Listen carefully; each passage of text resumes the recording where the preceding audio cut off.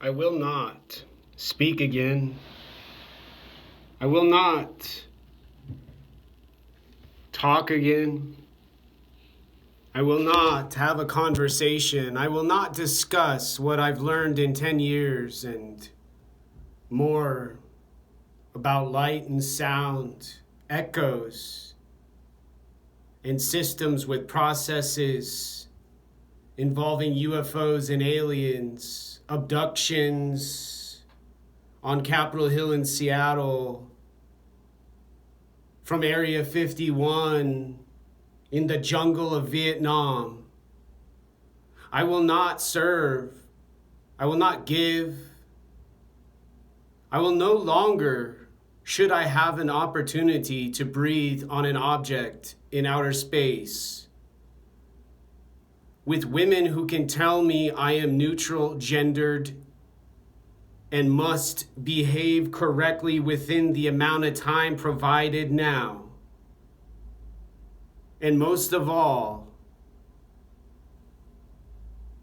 I will not make a sound from my voice about your Allah, an insistence and request to deny a Jesus and other religions not approved by a council in a city called Seattle, Capitol Hill, where a soldier salutes the communist, pledges allegiance to the socialist, and burns a flag a dead soldier carried into battle during World War I. When those engineers didn't make those technologies on those computer laptop, iPhones, and Samsung Galaxies. They built bridges to stop the beginning of Nazism and fascism. Everyone now says Antifa protects and keeps a world safe and secure from now. Google and Microsoft and Jeff Bezos and Elon Musk didn't have food on a stove and have to put it on pause to not smell the red, the white, and the blue, to not see some misdirection and confusion caused by some whisper and some voice and some tap on my door and some knock on my wall.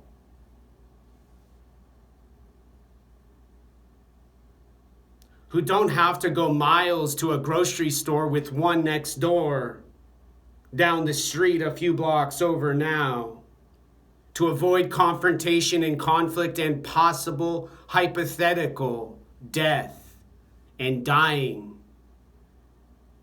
for not answering the demands and responding correctly to the needs of their pronoun and gangster thug gesture they call dominance and cartel supremacy and anarchy.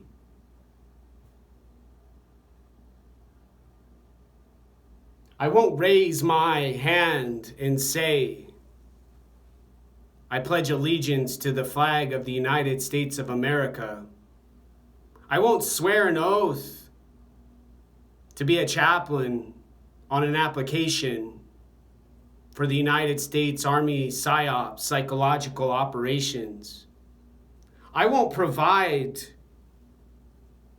a land for indigenous North Americans with a better choice than fried bread and culture and ethnicity and dialect and race,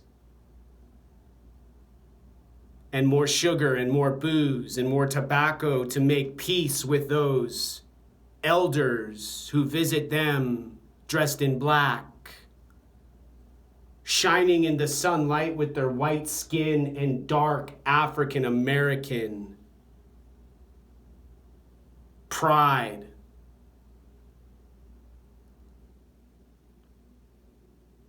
I won't bump into the bully who harasses me and accidentally end up in a hospital bed with a concussion and a diagnosis of chordoma. cancer for a second time. I will not make another video. I will not make another example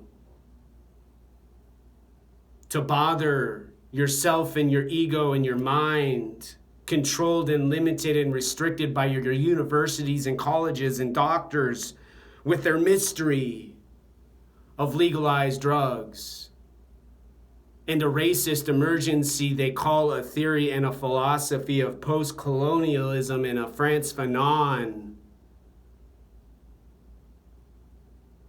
explanation for humans dying in parks where baby goes on a walk and children play after school, littered with heroin needles and buckets filled with feces and cat litter, tents and trash birds eat and enjoy, provided by those strong, powerful, enormous, infinitely beautiful, artistic, less non-fascist social worker, counselor, cognitive dissonance to buy energy, to not die from starvation and death caused by no water when an earthquake eventually shakes a city called Seattle in more of a gentle way than what Gandhi said would be the change. Be the change now, they say, in the new normal, and nobody can hurt them and me without my permission, or anyone, when there's so many to protect and serve, with no more of those identifications called police badges and mantras for when a suicide bomber and an IED from some Antifa soldier warrior supported by your Black Lives Matter organization, government, declare their martial law instead of a justice declared.